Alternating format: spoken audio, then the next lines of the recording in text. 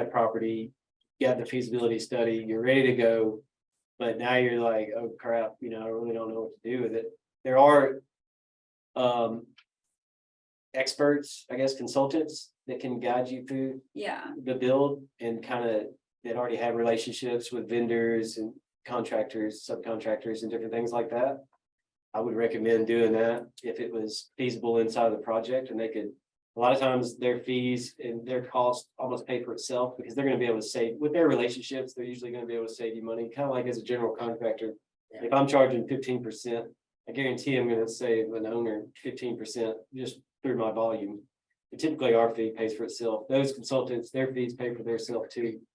And then having both a good consultant and a good general contractor and a good team, like anything else, to guide you along the way. People that's done it before. That's the main thing. I'm just curious, when you mentioned like value add opportunities, I know you mentioned like contractor storage. Have you ever brought in like shipping containers? We haven't. We do know people that have done stuff like that. But that's what we mean by portables. But yeah, Okay. You can basic. order like the pop out portables from these companies that make them, or you can get shipping containers and make them yourself. yeah. Gotcha. We're actually thinking about on this next project, stick frame and everything, like pole barn style, because it is so rural out there, and maybe make it look really nice with some. But that's just because we can do that cheaper. Most people can't. Yeah. So that's the only reason. So I mean, we're using our resources to make adjustments to do things. I think the underwriter is probably the one that's gonna make that decision. Yeah, that's what I was wondering. If you do stick build, are you less secure? Don't think you're any less secure. Because they still have to get past your gates and everything. Yeah. Okay. Yeah, I mean, you can cut through the metal just as easy as you can cut through a sheet of plywood or anything else. Yeah, I wouldn't consider it as. And we would still metal, we would use metal siding. It would just be framed. Gotcha. It may be insurance, right? Insurance might be a little bit higher for fire risk or something like that. It's something we're throwing around, looking at both sides, so we'll see which way comes out. Question. Now that you've gone through the process and you're on your second one, you just, you talk about the consultant and make sure you have a new contractor, which you are that new contractor. Would you, now that you have the experience, if you could go back, would you have gone out and gotten a consultant? Or do you think the value of the headaches and the extra stuff to something you want to pursue long-term was worth it? You know what I mean? Like what? I think we changed that. could have probably learned the same lessons, but always easier with a consultant. Okay. I think we would have, one of the things It that hurt as in the bad. first phase, I really felt like we really needed to support local, right? Use a local contractor, everything as local as possible, like just really a bleeding heart situation where we probably should have used more national companies and would have had a lot less issues if we used the trusted vendors from the Self-Storage Association. So that was a big mistake that we made on the first one and that I would not do again. Yeah, I would lean on a consultant or, somebody like us who's done it, who owns it, who is a general contractor that builds them and things like that, that's familiar, that just knows what to look out for. So are you only building for yourself, or are you looking to expand to build for other people? We would entertain building for other people. We've never done it before. As far as self-storage, we're only building that for ourselves currently, but we would look at like JV opportunities and things like that. I don't know that we would go market ourselves as a self-storage general contractor on a national level or anything like that. But we would definitely like have something to bring to the table if somebody brought a property to us. I love Jennifer's facial expressions. They are awesome. It's not that we don't want to help others in that way, but the more projects we do for others, the less of them that ours that we can take. Time And constraint. we have many projects sitting on the sidelines. Yeah. Like we have a multifamily development project Sure. for 3 years now. That's still just dirt. All right, that we need to be working on. And so that's my pain point there. Super projects in Dixon, self-storage and local. Well, self-storage, yes. Luxury homes is spread out from Dixon to Nashville. Good. No? Oh, I thought you had a question. No? Okay. All right, Nate. I'm I good. thought you were going this No. way. So, I know, oh, go ahead. Question. Brent Wheeler asked, what is the system called to manage the project? So you say it was Monday.com? Yes. Okay, Monday.com is the platform we use. We built it. We built it out inside of Monday.com to fit our needs personally. So it's a software or something that you can then customize, is that what you're saying? then? Yeah. It's not. you- You do like How a you guys project would build board it. and you can do tasks and you can assign people to it and you can attach stuff, and you can put due dates and you can put if you're stuck or working on it. So it's very customizable. Yeah. It's really nice. It's got all Gantt charts and all that stuff. You can- Yeah. Now, I know you guys belong to masterminds. Mhm. So, and I think you went to, was it Puerto Rico or Costa Rica or something? Puerto Rico And recently. Yeah. enjoyed few Yeah. days down there and that, so I know, I did. We go to a number of different kind of masterminds that, and I know Drew belongs to, some of that kind of stuff, so for you guys, what are the top 2 or 3 things that you get from belonging to a mastermind? It's the raised ceiling, right? Like when you're around people, like just your immediate friends and Proximity, family that aren't doing the same things you're doing, like you might be the ceiling there. And when you're around that network of people, they're doing so much more, like you realize you have such a much greater potential. And so for me, it's like being around other moms that have little children and they're like, have 1,000 storage doors. And I'm thinking, oh, here we have what we have, and that's a lot to everybody in our town. But when you expand your network like that, it really expands your ceiling and your potential. And then it pushes you to do more, do greater. Like one of my things that motivate me is like thinking about when I die and go to heaven, and whoever's there at the front gate is like, oh, Jennifer, look, you did this, cool, but look what you could have done. Look what you could have done, but you didn't. You played it safe. And so that's why I'm always like pushed to do more and do better, because like I have so much more potential than I might be currently doing. That's what That's these like national operator, you're putting yourself in proximity to national operators and people that are deep into the game. And so they're deep into the numbers and, just like the things that we talked about with a small tidbit of putting the portables on the setback lines. Yeah. Just those little things, like every time you go, you're getting with these people who are constantly thinking about how to reduce cost, how to increase revenue and really change the game. And all those little things added up over time. It's just priceless, All really. the best practices that other people do, right? Yeah, So, exactly. yeah. Because you've got a room full of hundreds of, Yeah. almost thousands of years of experience. Yeah. And you can ask anything you want. It's the greatest tuition we've ever paid. Yeah. I went to college, Jeremy didn't, and like we're both in the same position, right?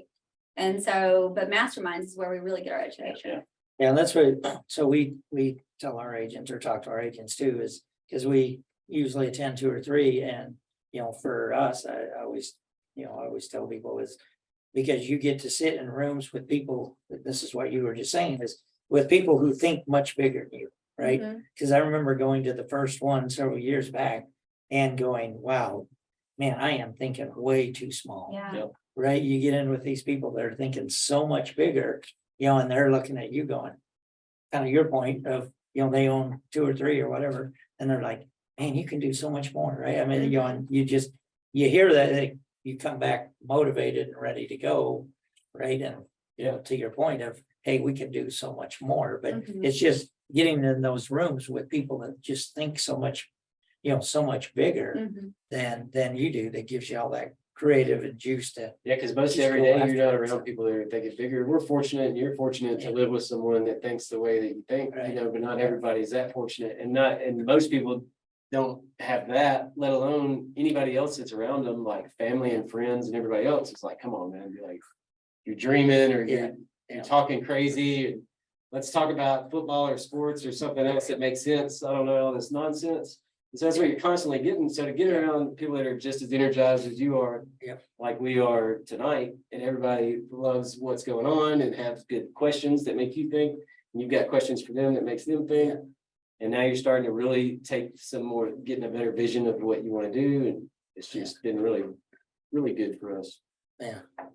And knowing what's even available to do. Yeah. There's things that we've never thought about Yeah, so. inside of our own business. Kyle, Jennifer, with the pearly gates, do you envision yours being automated? Question.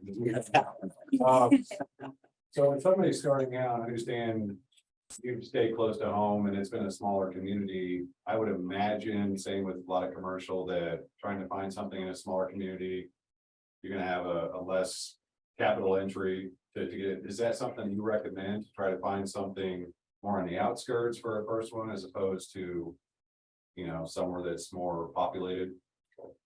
I think you have to decide what's best for you. Like, am I okay with owning property in another state and somebody managing it for me? Or do I need to be there to oversee the property? And so like, so we are in a self-storage mastermind that teaches you how to buy self-storage. And that's one of the things they say, you know, like you have to decide like, what is your criteria? What's your radius from home? Is it literally in your backyard? Or are you going all over the country or internationally? You just have to decide just like, what's your cap rate? Like what's your return on your money? What's your return on your time that fits your lifestyle?